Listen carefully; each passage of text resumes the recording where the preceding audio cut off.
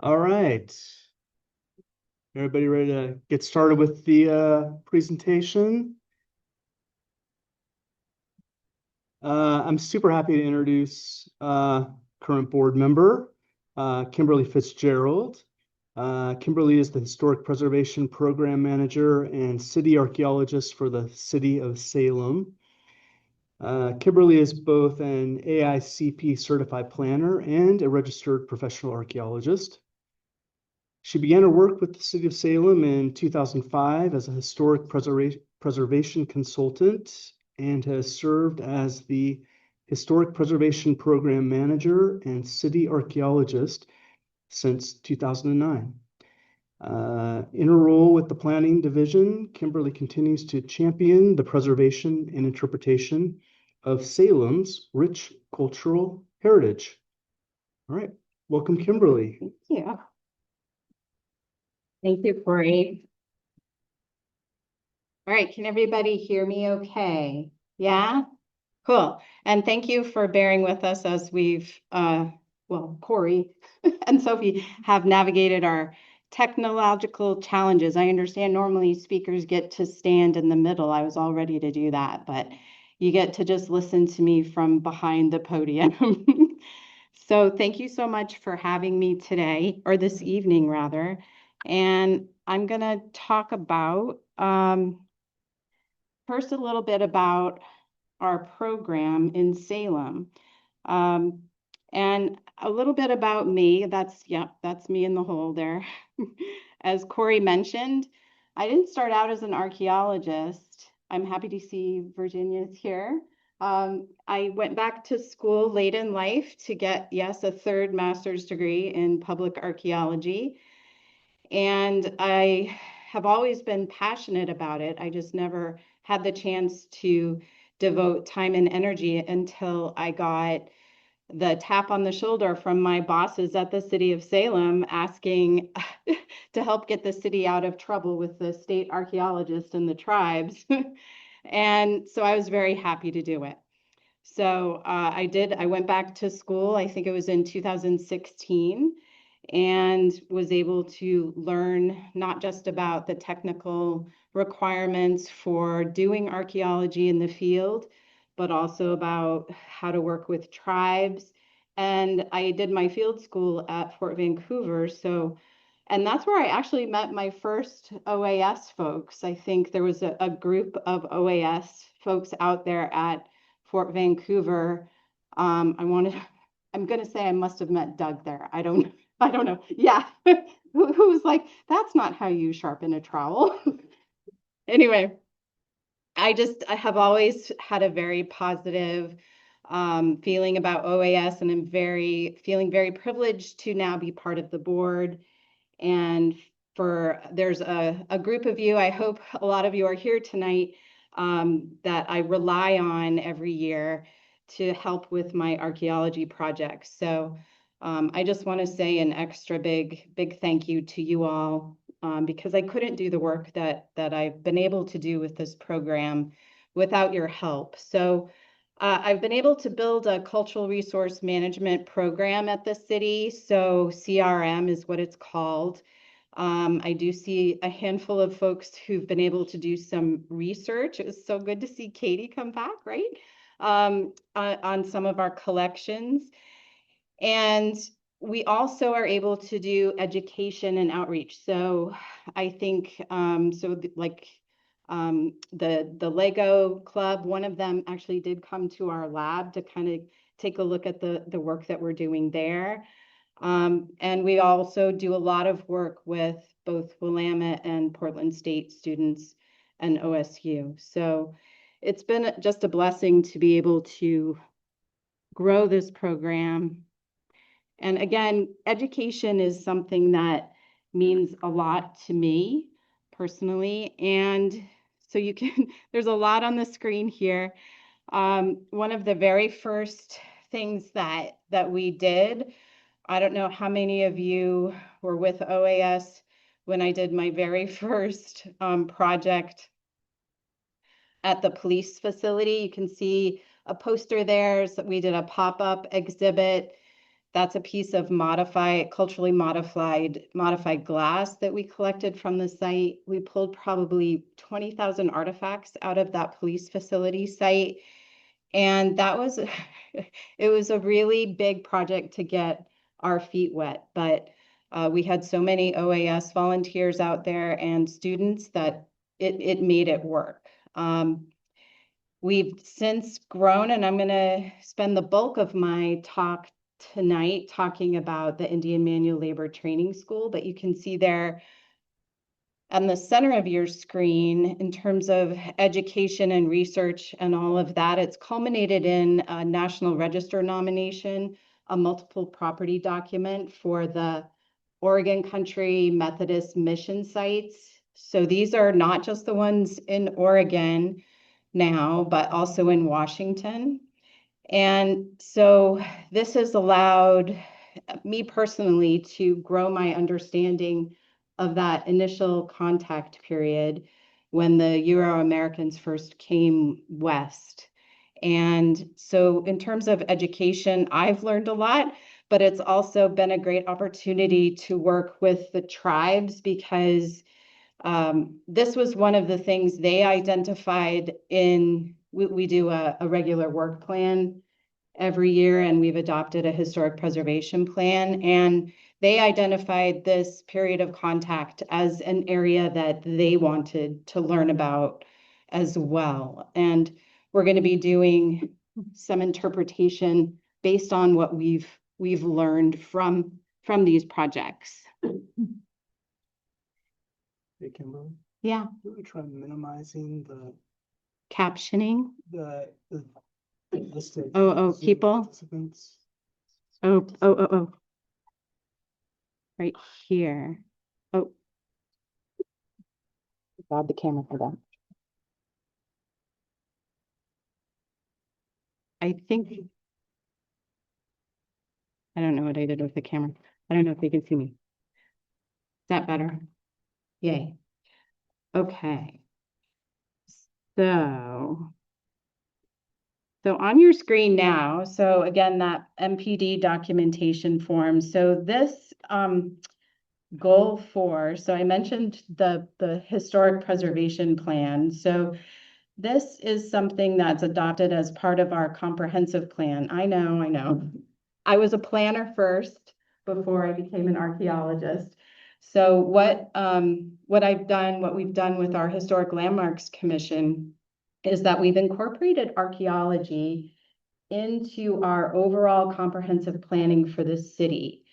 And what that means is that now, whenever anybody gets a building permit or a grading permit that includes ground disturbing activity, they're required to go through we call it a clearance process. And if there's a significant site, an archaeological site, or even a potential site, they're required to come to our monthly tribal roundtable. So if you know anything about land use or historic design review or landmarks commissions have been doing historic design review in Oregon for probably 20 to 30 years. And so this process, because that's how I started my career, is something that I just saw very clearly was something we could adapt for archaeology as well, to help us and the tribes protect those sites that are important to all of us. And in order to do that, we needed to incorporate it into our overall comprehensive plan, which is part of what we've done. And so now I promise, I'm going to now talk about the Methodist Mission and the Indian Manual Labor Training School project. So in addition to incorporating it into our comprehensive planning process, again, circling back again to education, the community has to understand why what we're protecting is important in order to support it. So one of the things that we feel really positive about is when we brought this historic preservation plan to our city council to be adopted, we didn't get any testimony in opposition.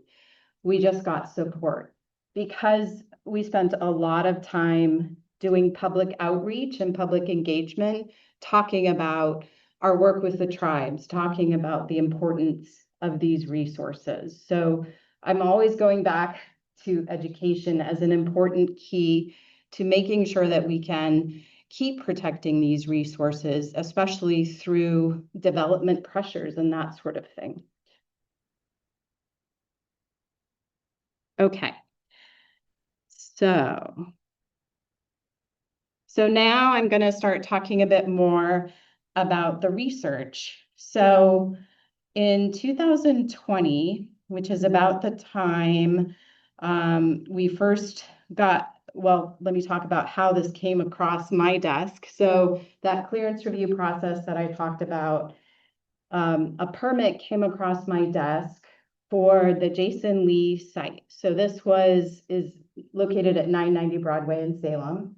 And the developer wanted to build a mixed unit, 3-story building on this site. But because we had already identified the area as significant, it wasn't a known archaeological site, but it was a high probability site. It came across my desk and required clearance review.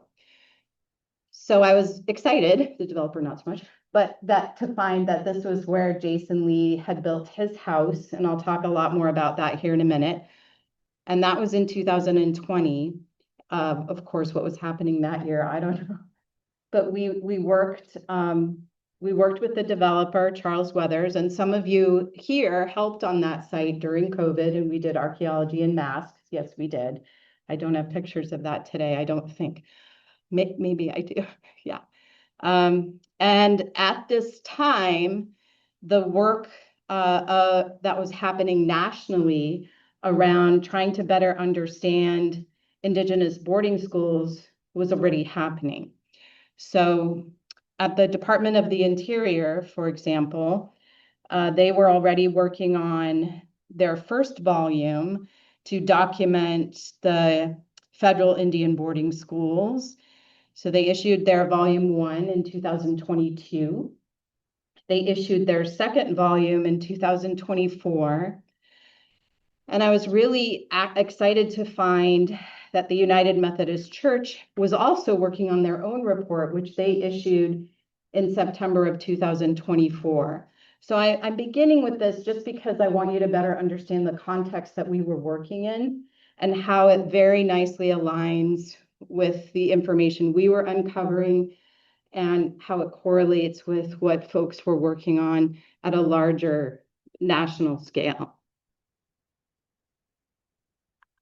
So now I'm going to dive deep into the history of the Methodist mission to the Oregon country. So some of you might be familiar with this painting. I'm not an art history professional, but this is American Progress by John Gast in 1872. But it has many layers to it, and it really reflects the philosophy at the time, which was, well, really 40 to 50 years earlier of the missionaries.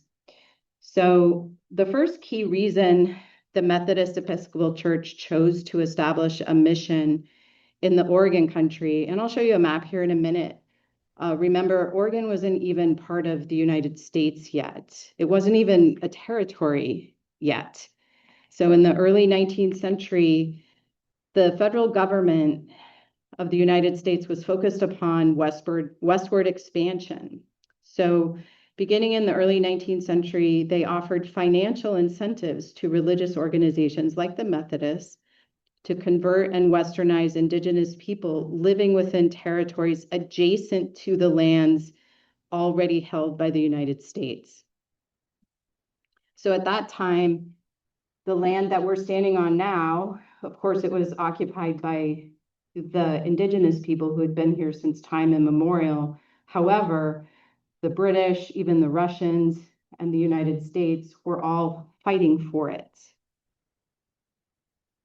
These policies were the policies of offering financial incentives, at least on the part of our government, were part of larger efforts to not only establish their agency here on this land, but they also wanted to work on removing Indigenous people from their native lands in order to assimilate them into American culture. And that was to pave the way for the United States and their settlers to populate these lands. And whether or not the Methodist missionaries who came out here to the Oregon country were fully aware of it or not, they played a key role in the government's policy of removing the Indigenous people from their traditional homelands. And the key part of that was education and the schools that they established. And part of the surprising research that I came across when I was really digging into this was how early this started. So President James Monroe, he was one of the original founding fathers, the 5th president of the United States.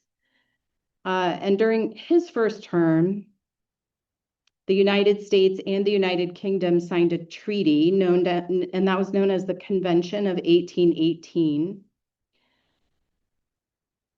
It was signed on my birthday, October 20th, 1818.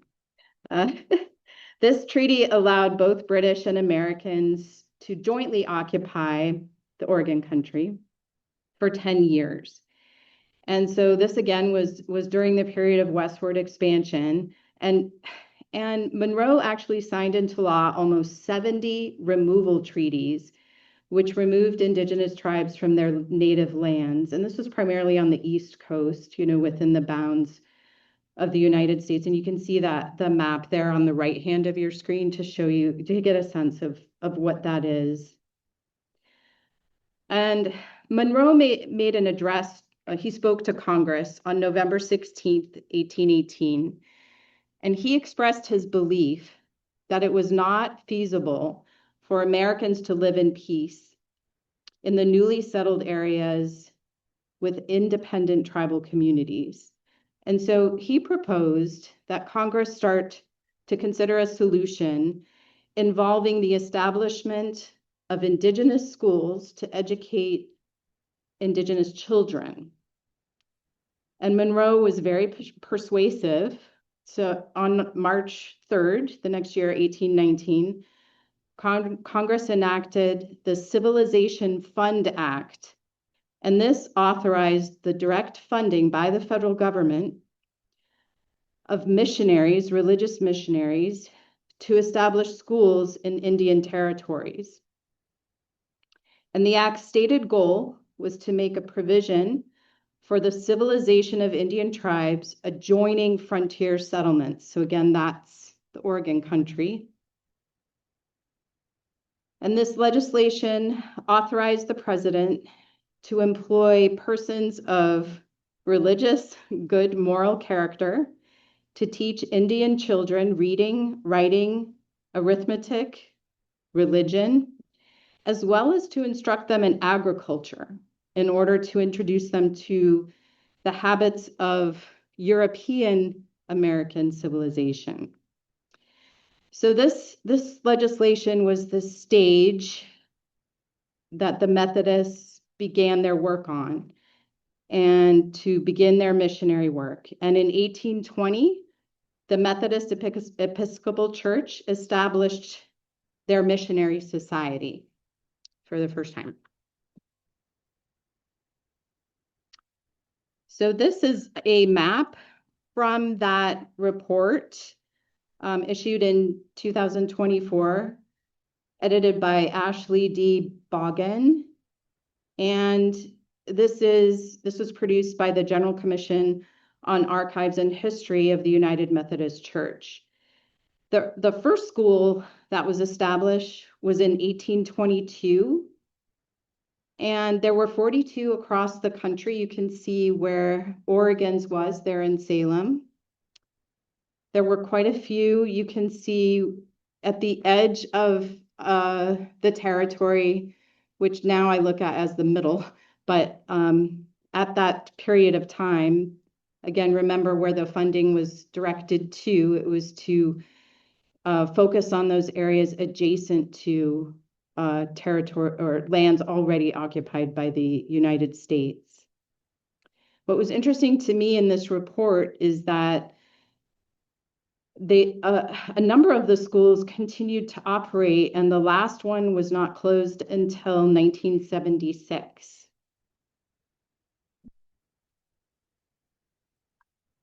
Now I'm just going to share a few pictures of some of these schools with you. This is a picture of a Methodist boarding school in Oklahoma, and this picture is from 1842. It's the Spencer Academy. 1842, you'll soon come to know that that's the year that Salem School opened.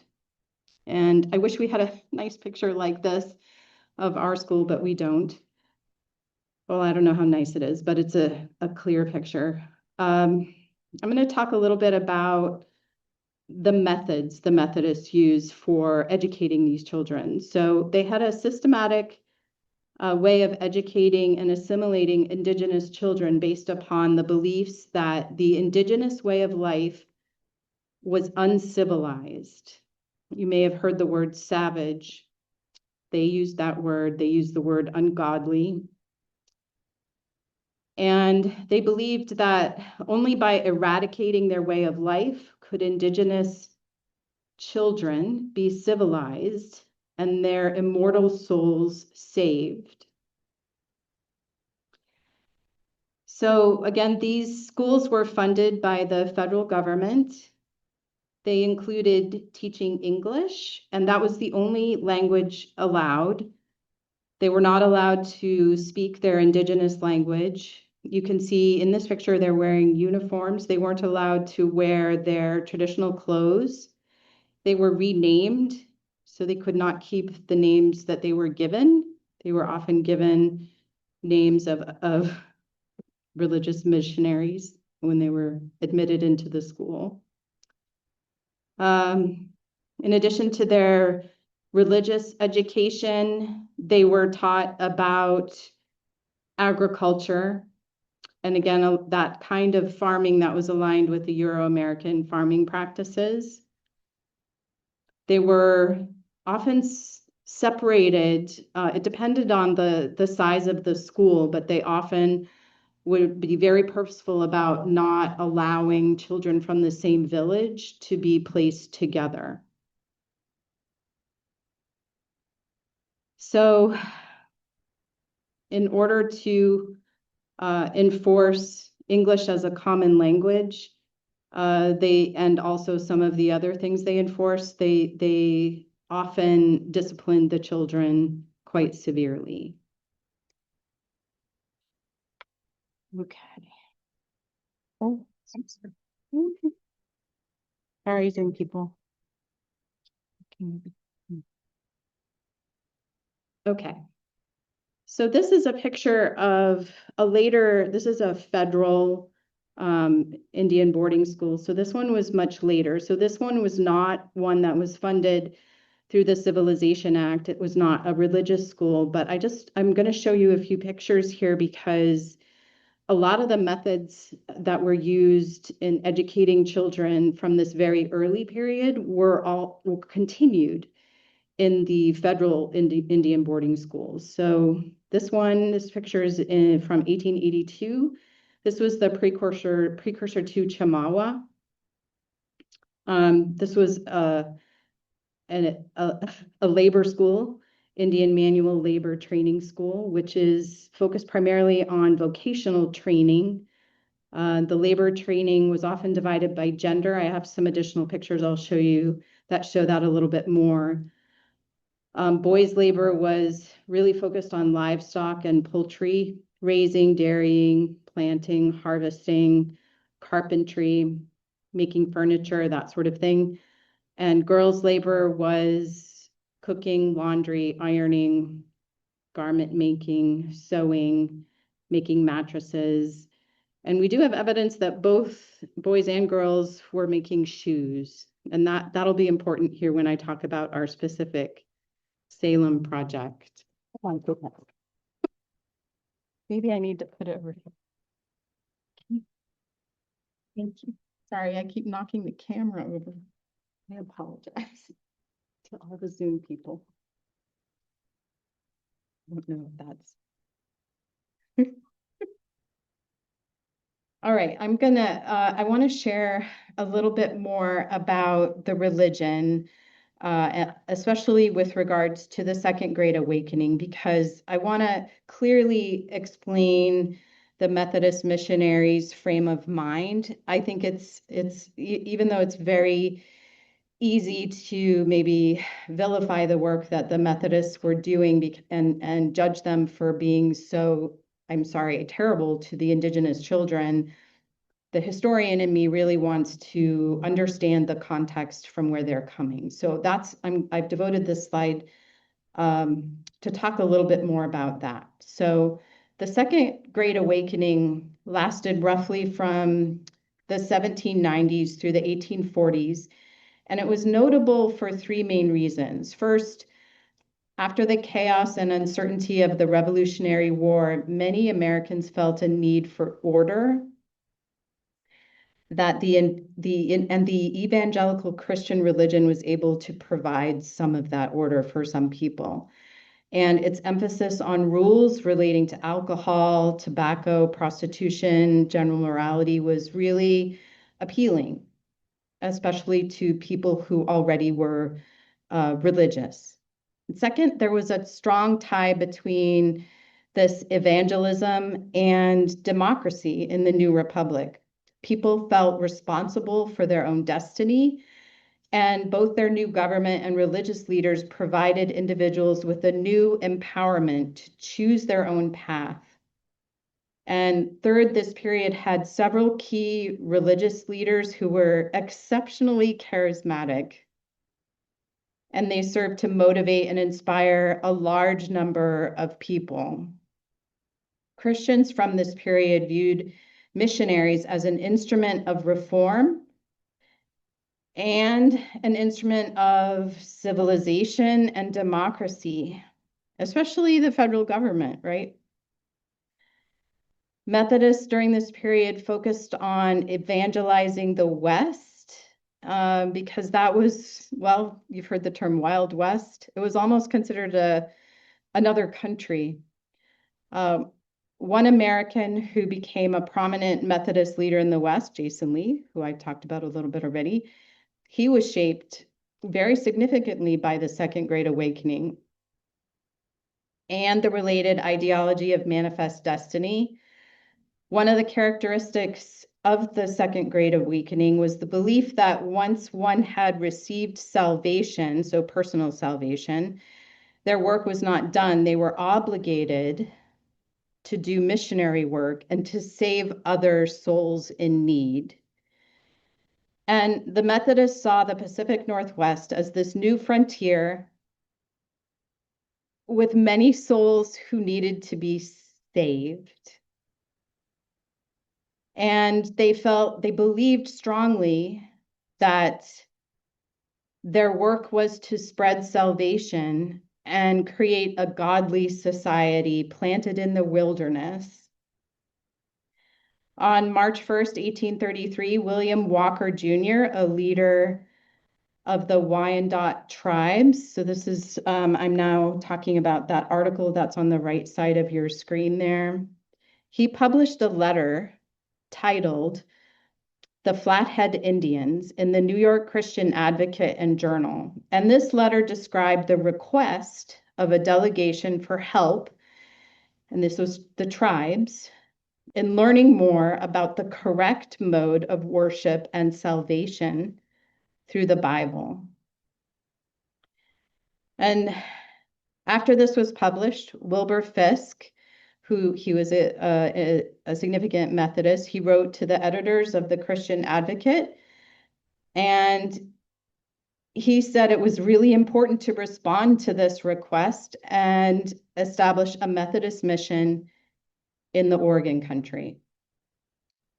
So that gives you some of the background and that context for what motivated these missionaries to do what they did when they did. All right, so the Willamette Valley, perhaps you're familiar with this drawing. There aren't a lot of drawings of the indigenous in the Calapooians in the Willamette Valley. So the earliest residents that we're aware of, and again, this is something that we're continuing to work with the tribes on, and I'm hoping to do more work in the next few years to better illuminate the true nature of the villages and the people that lived here. But for now, you're bear with me. This is what we know.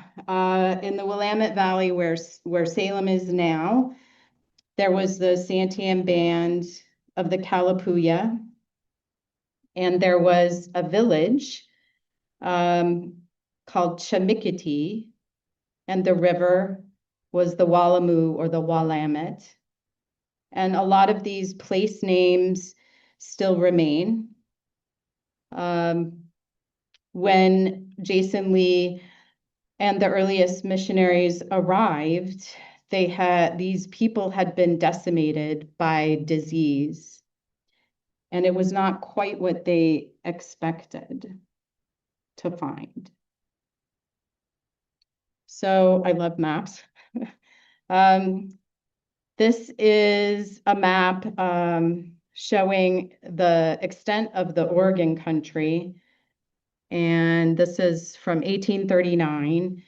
So this map was a little bit later than when Jason Lee and his nephew left, but on July 17th, 1833, again, after that letter was published in the paper and the Methodist Church decided to create a mission in the Oregon country, they announced that Jason Lee would be appointed the superintendent of the mission and that he, along with his nephew, Daniel Lee, were sent out to the Oregon country. They left New York on November 20th, 1833, and they arrived in Fort Vancouver on September 15th, my husband's birthday, 1834.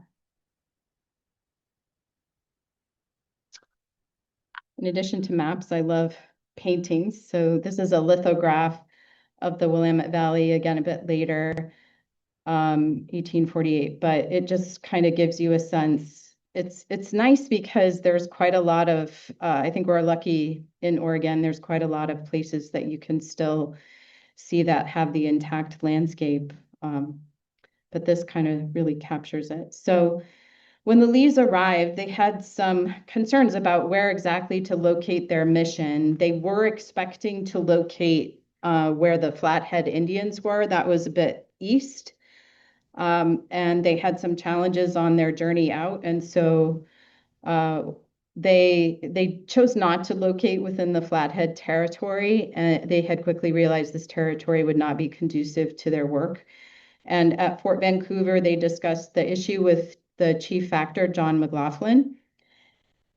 And he provided some advice to the Lees, encouraging them to locate in the Willamette Valley near an existing, already established settlement of some retired Fort Vancouver folks. So I'm going to read a little bit about something from John McLaughlin. So in 1834, Messrs. Jason and Daniel Lee and Messrs. Walker and P.L. Edwards came with Mr. Wyeth to establish a mission in the Flathead country.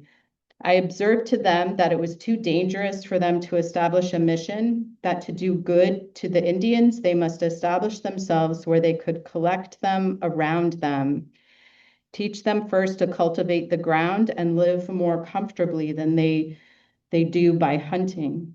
And as they do teach them religion, that the Willamette afforded them a fine field, that they ought to go there and they would get the same assistance as the settlers who are already there. They followed my advice and went to the Willamette Valley. So this is a line drawing, 1841, of Mission Bottom. So Jason Lee and his nephew, I don't know if you can see it, it's kind of hard to see, maybe it's in the background on the other side of the water there. That's a drawing of their first mission station, which was established in 1834 near Champoeg, in the homes of French Canadian ex-trappers who had settled in the area and begun farming. The missionaries referred to this site as Mission Bottom, and it was located about 12 miles north of present-day Salem. And while Jason Lee and his missionaries wanted to focus their work on the missionary work, the realities of just living and establishing their farm kept them and the indigenous children, they had started a school almost right away, but those children were put to work, manual labor, as opposed to studying.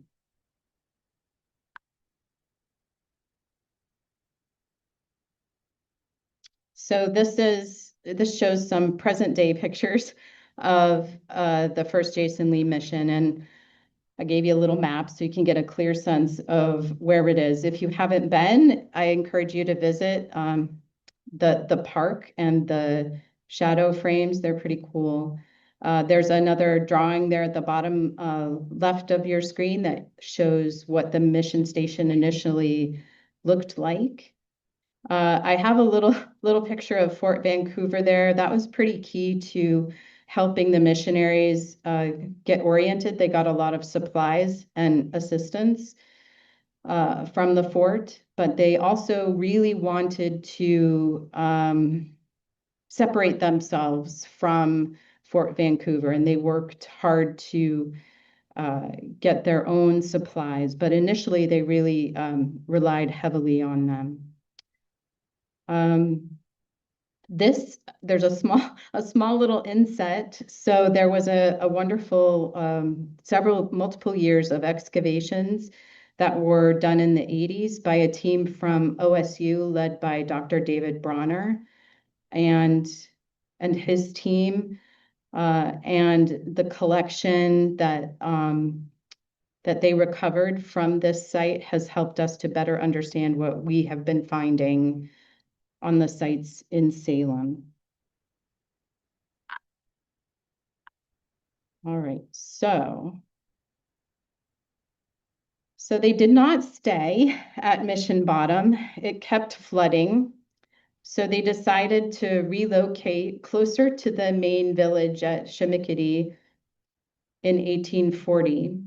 And Jason Lee's mission house, so the one I spoke about where they were building that new building, that was built in 1841, along with a grist and lumber mill. And this is the first stick dwelling that we know of that was constructed in the Salem area.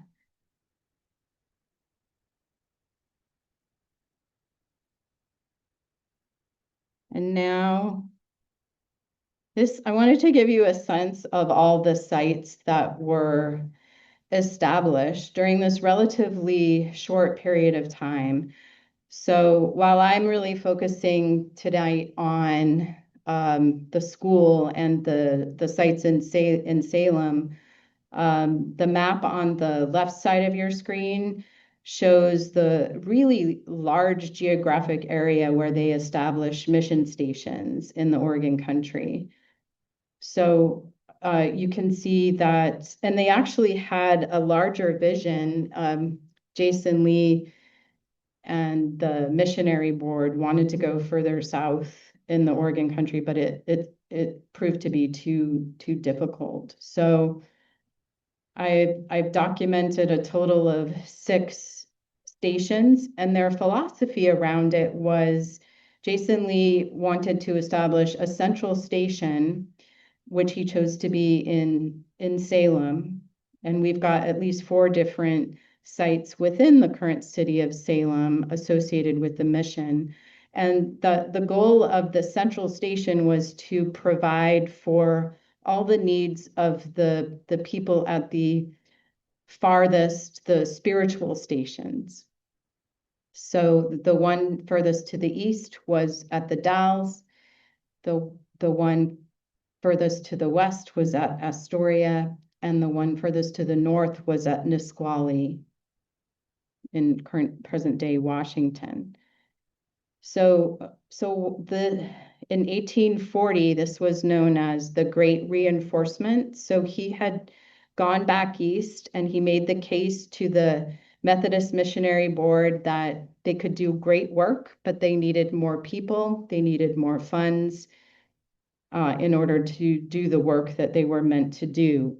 And those working at the central station were responsible for producing and distributing food. So why this is important, why I'm really emphasizing it now, is that the Indian Manual Labor Training School was intended to be a key source of labor in establishing a farm to provide food for the spiritual missionary work that was happening at these other stations.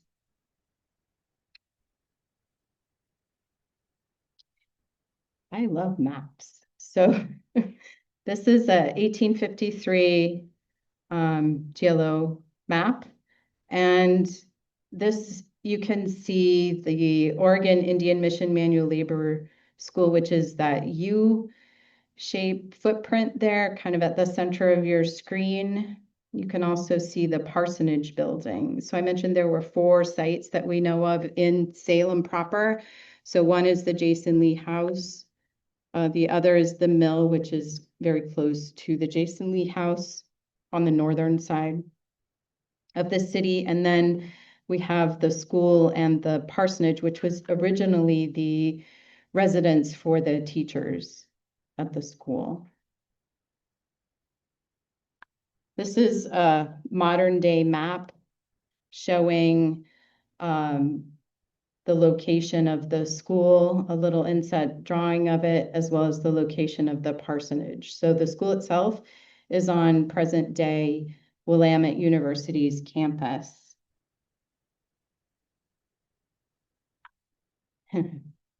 Why is this site important? So for those of you that, well, all of you, right, who love archaeology, you know that just looking at a site, looking at the surface, doesn't really convey its true significance. You got to understand what happened before and what might be happening under the surface. So this is a view looking south at Smollen Hall. But if this would have been in 1841, we would have been looking right at the Indian Manual Labor Training School. If only we had a time machine. So this is, and we're very lucky we have some drawings of the school itself. The school did not operate for very long. It was open just from 1842 to 1844. Construction on the building began in the summer of 1841. And again, in 1840, with the Great Reinforcement, they made a distinct effort, the Methodist Board, to select craftspeople who knew how to build buildings. And so for this time period in this location, this was a really significant, important building. There was nothing quite like it in the Willamette Valley at this time. And the goal, you remember that picture of that other school that had opened in 1842. Was it in Oklahoma? Yeah. They wanted to have the same large number of children at this school. They had a goal, they built it to accommodate 200 children, 200 Indigenous children. The land surrounding the school was dedicated to agriculture, to farming. And as we've discovered with some of our excavations, they also, we believe, had a foundry, metal workshop, some other, most likely a carpentry shop, other things. This building was completed in 1842. It was 3 stories, wood frame building, measuring 71 feet by 24 feet and had 2 wings, measuring 24 feet square, and even a belfry tower. And now I'm going to talk a little bit about the children and what we know about the documented treatment of the children, because that explains why the school was not open for very long. So as I discussed previously about the general approach to educating children, we do have documentation that the children that were enrolled in the school or forced or came to the school, they were renamed. We actually have documentation. We have one really important book which has their original indigenous name and then their European name, and then what happened to them. Their hair was cut, their clothes replaced, and they were no longer allowed to speak in their native languages. And their days were scheduled, they're scheduled minute to minute from sunrise to sunset. And this was a labor school. So again, a majority of their time was spent not learning, but working. So some of the pictures that I'm going to show you, of course, we don't have the kind of pictures from this time period of the children. These are from, this picture is from Chamawa. We do have documentation that the indigenous girls were being taught weaving, sewing, cooking, typical domestic type chores. And the boys, so this is from Forest Grove. And what's interesting, if you look closely, these boys are working on shoes. So in addition to, we have documentation that the boys were responsible again for doing the farming, but they also did carpentry. They also, we believe, did metal work and made shoes.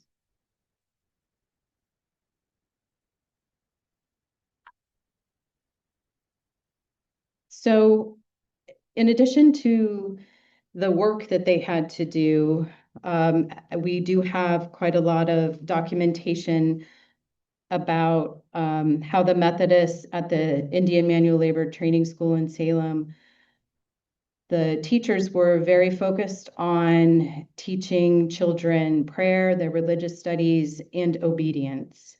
And the children were disciplined severely for disobedience. We have documentation from Reverend George Gary. So Reverend George Gary, he was sent by the Methodist board after the board received multiple complaints from people in the Oregon country about what was happening at the mission. And so he came with the precise directive to assess the condition of the school, but also there were complaints about how the finances were being managed and some other things. So he interviewed a number of the missionaries. He also did an assessment of the school. He documented that many children had suffered from diseases and malnutrition and died while at the school, but that they were also punished quite severely. Gary's goal was to determine whether or not the school should remain open.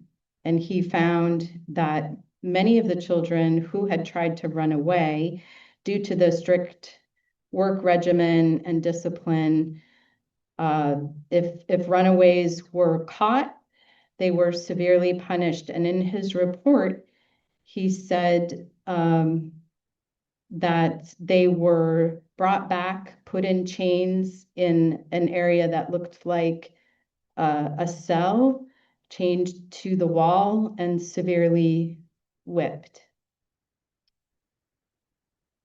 And this area where the children were kept had a high enclosure, like for prisoners. Gary ultimately determined to close the school after observing this and discovered further that within 18 months of his arrival, 9 members of the 9 children had died. So Gary met with trustees of the Oregon Institute. So this was a new group who had been planning to establish a school building for the children of the new settlers that had come to the Willamette Valley. These were Euro-American children. And their original plan was to construct the school 3 miles to the north in Wallace Prairie. But Gary offered to sell them the building, the Methodist school building. And they agreed because the building was pretty much new. And so the building was converted to the Oregon Institute, which eventually became Willamette University. So here's one of the few photographs, maybe the only one that we have of the Indian Manual Labor Training School, which then was converted to the Oregon Institute. It's in the background there of Waller Hall. This picture was from 1868.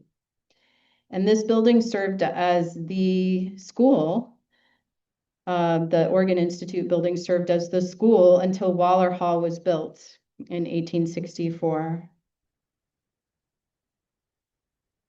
All right, am I doing okay on time? I have no idea. Tell me if I need to speed up. 8:15, okay. I'll try to speed up. So now I'm going to just talk briefly about our archaeological work, our archaeological excavations. I've got so many pictures on here, but I don't think that I've got everyone.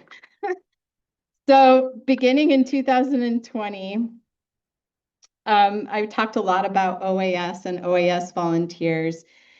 And I know there's some of you here tonight that I didn't get your picture up here. I'm sorry. But I think I haven't actually calculated it all. I think one year, 2023, some of our volunteers, Doug Reynolds, Penn McBain, Michael Green, Greg Chamoff, I think David Roy Bryan, I'm not sure if you all received it, but our Landmarks Commission, we were able to document each person had contributed over 100 hours of volunteer time on our archaeological projects. And they just were, it's remarkable. So again, as I can't say it enough, we could not do this work without the people at OAS.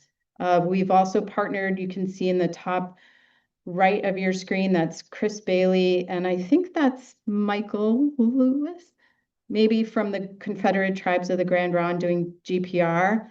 We got the masks on, of course, it's COVID times. And then, of course, we've been working with Willamette University as well. I think Scott Pike came to talk with you guys, but not about this project. I think one of his fun Greek projects maybe, or Scotland. I understand he's going to New Zealand next. Anyway, so the first project we did, this is a picture of that Jason Lee site. So during COVID, you see we're doing the six feet apart. Do you guys remember that? Oh, that was hard work doing archaeology in masks, but it was really wonderful work. And we were able to actually accomplish what we set out to. You can see on the left side of your screen, we were able to locate the original brick foundation of the 1841 portion of the house. And we were also able to find some ceramics some transfer print that were the same that Bronner and his team had found at Mission Bottom. So we were able to confirm the Methodists were actually at this site. And this site, the Jason Lee archaeological site, it's the first archaeological site that's individually listed on the National Register now as part of its association and significance with the Methodist settlement. On the right, you can see our beautiful square holes. Where's Doug? Yeah. At the parsonage site. So No brick foundation there, but we do think we found evidence of a foundation. And what was most surprising, I guess it shouldn't be surprising, I think I was expecting the foundation to be perpendicular to the existing mill building, but it was angled facing towards where the Indian Manual Labor Training School would have been, which of course makes sense. And now the school, finally we get to the school, right? So the Indian Manual Labor Training School site. So I had a little bit and continue to, I think it's better now, of a little bit of a challenge getting permission to excavate at Willamette University. The leadership was a bit nervous about it, I think. But we have since been able to go out three times now, and just received a grant to do some additional excavations next summer, which I'm very excited about. But first, I want to kind of talk through about our challenges in trying to figure out exactly where this building was, even though we do have a picture, and with Waller Hall to help us orient ourselves. There's been a lot of development on this campus since the time the building stood there, so it's been a bit challenging. So the picture on the top right of your screen is a commemorative rock. So that rock was a marker placed by the freshman class in 1923, acknowledging the 1842 Indian Manual Labor Training School. So the rock is located, it's been moved though. We're like, oh, look, it's right by the rock. Well, no, the rock's been moved. Darn it. Yeah, so then we didn't know where it was moved from. And so we've got this red footprint. This is on top of a Sanborn fire insurance map, but that fire insurance map reflects what the campus looked like in 1950. It does not look like that today. I wish, because then it would be nice and clean. There have been Walton Hall and another another building, the library was built over that. But in 2002, 2004, Professor David McCreary, he was able to document some bricks, and he published in the Willamette Journal, what mean these bricks? I love that title. What do they mean? So he posed the theory that the bricks are part of a foundation from the school. And so we used that. You can kind of see Walton Hall there to help inform the initial testing that we did. And we've been able to connect with Professor McCreary, and we do have a lot of the artifacts that were recovered in our lab, which we're trying to analyze now to learn more. And this kind of shows our estimated idea about where the building was compared to the buildings that are there now. And this is, you can see the little blue circles are the STP shovel test probes that we did because we're trying to establish a boundary. Earlier this summer, the big rectangular blocks, we excavated on the east side of Walton Hall to try to find the edge of a building or some accessory structures. And to also answer some questions, about the soils, trying to help us better understand the stratigraphy. We want to better understand what the landscape actually looked like in 1842. So what's helpful for those of you that are familiar with Oregon's archaeological permitting process. So the nice thing about the MPD is that in section F, got to outline all my research questions, which I can then just lift and put in my permit. to help me focus my questions for each phase of our excavation.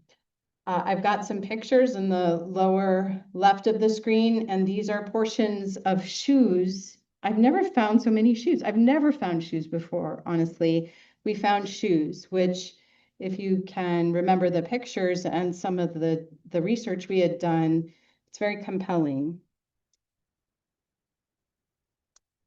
And then probably the most interesting result, and we've got Randy and some other folks here who've been doing some work in the lab to better understand the soils on this, what we think is the foundry where metalwork was done. We found very high concentrations of metal on this eastern portion, which would have made sense because that would have been a good location to put that kind of accessory structure outbuilding. But we're wanting to do more testing next summer to try to answer that question. So this is my last slide. So what's next? So as I mentioned, we are going to be doing excavations next summer. I encourage you to volunteer if you haven't yet. Just reach out to me. If you want to learn more about boarding schools, OPB has just released, it came out December 1st, Uncovering Boarding School Stories of Resistance and Resilience. It focuses on the story of one Klamath tribal member researching 3 generations of her family who all went to boarding schools. So our story about the school in Salem is one small part of it. It's very heartbreaking, but it's also very empowering because it shows, again, the resilience of these people and how they've been able to uncover and learn about what their ancestors went through and how they are reconnecting to their core traditions and reconnecting with their own families. That's all I got. Thank you.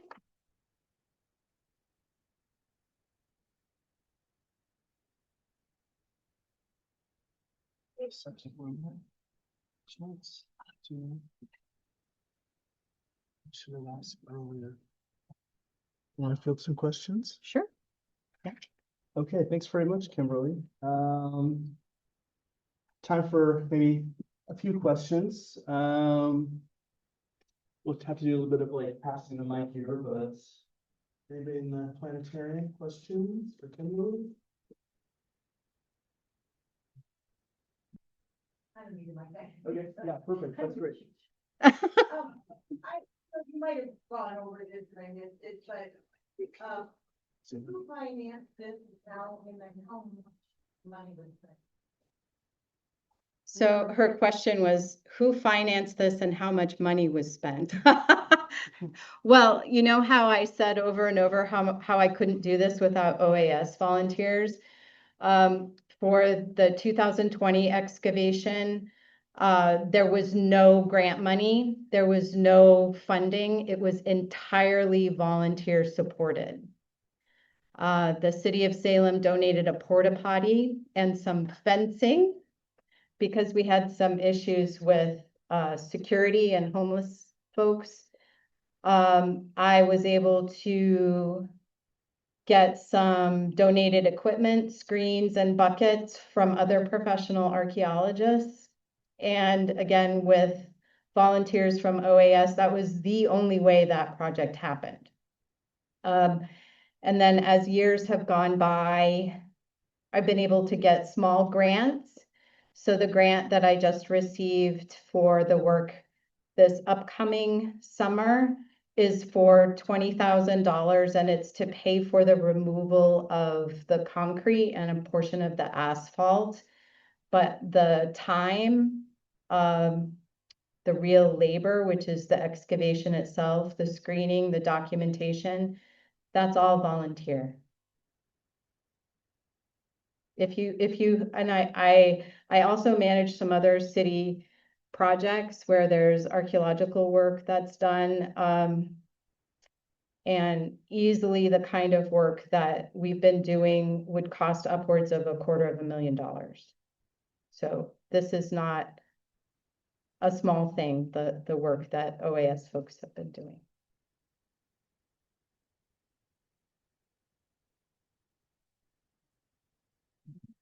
Yeah. Do you want it, Mike? Yeah, it doesn't matter. Okay. Probably the easiest. I thought the one thing we had a flathead in there, the forehead was receding. Yeah. So is that like up in eastern Montana? Northwestern Montana, where they have flathead lake, flathead river, flathead everything.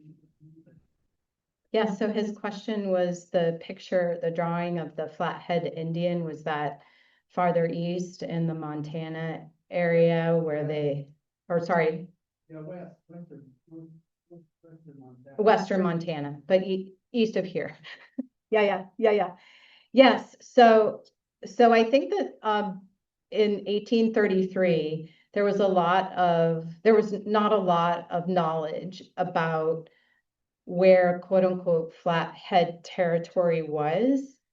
And I think that that tradition of flattening the heads, this is not my area of expertise, so I'm like looking at Virginia, she does.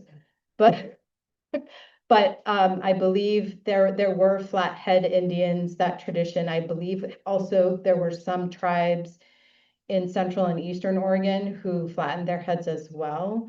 And maybe the Chinook, but that's not my area. I do think though that the Flathead territory, they started encountering those tribes probably as soon as when they got to Montana, and they were surprised because when they encountered them, they were like, wait, didn't you ask us to come? And they were like, no, we didn't ask you to come. So yeah.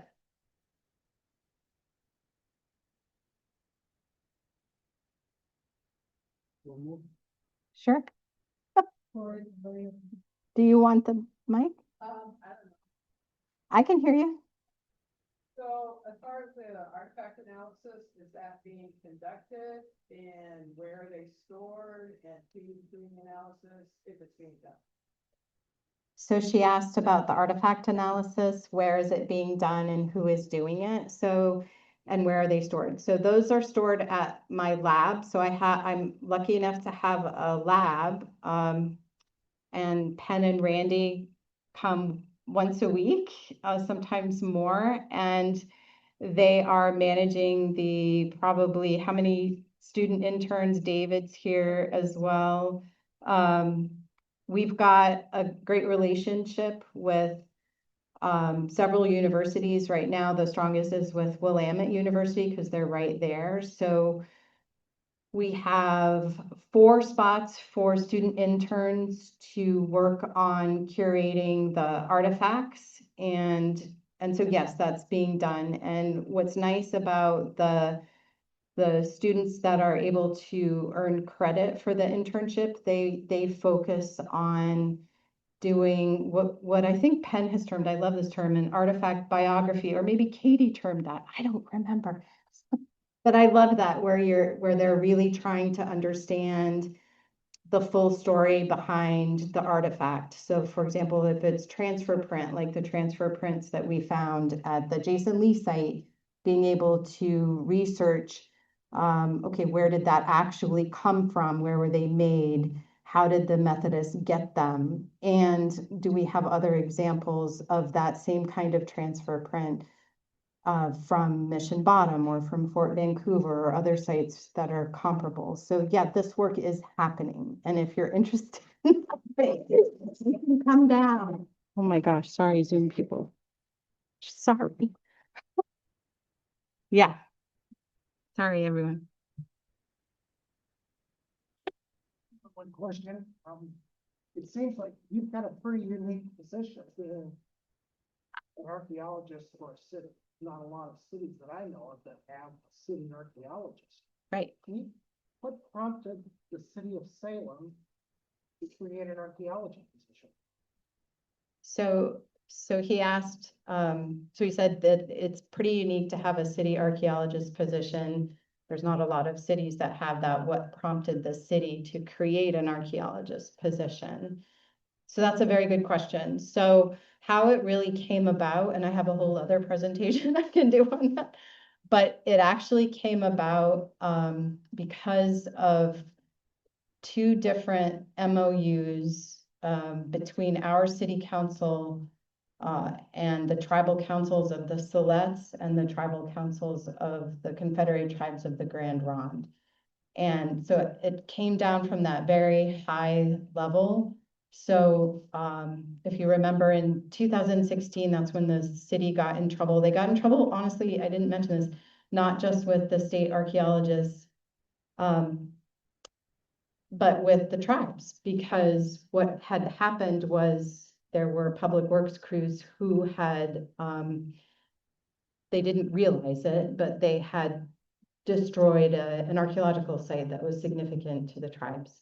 And so as a result, the mayor and the city manager and several key counselors, they wanted to make it right.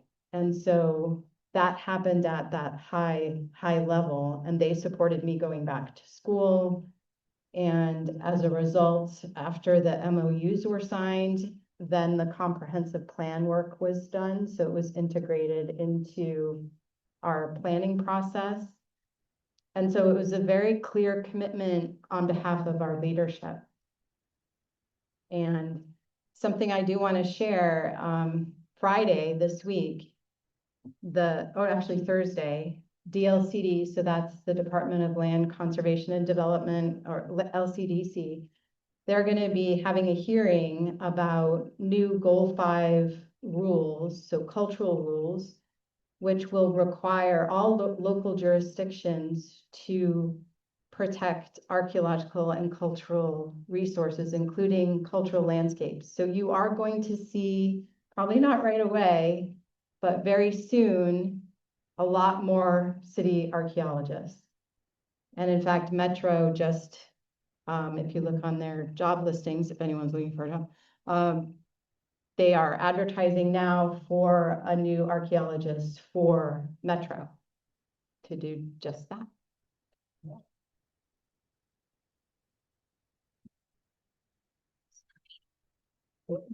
Great. Thanks very much, Kimberly. That was super interesting talk and about a tough part of Oregon's history, but awesome work y'all are doing. Okay, and with that, yes.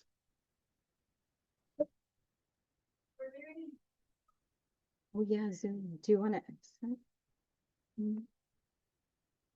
They're good. I kept knocking the camera.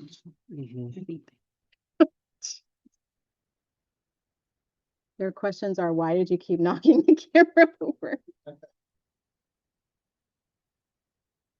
Let's, how do I get to the chat?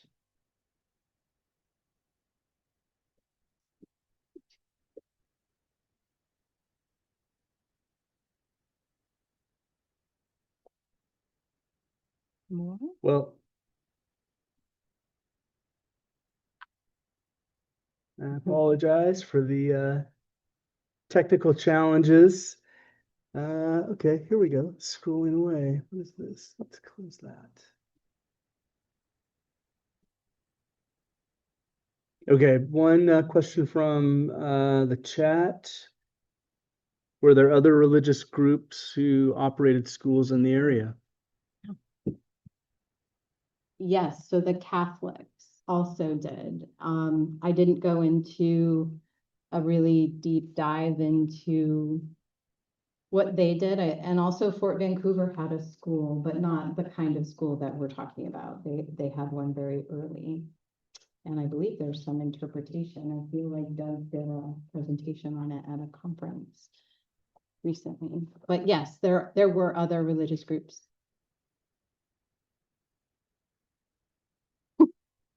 Okay, great. Another round of applause for Kimberly.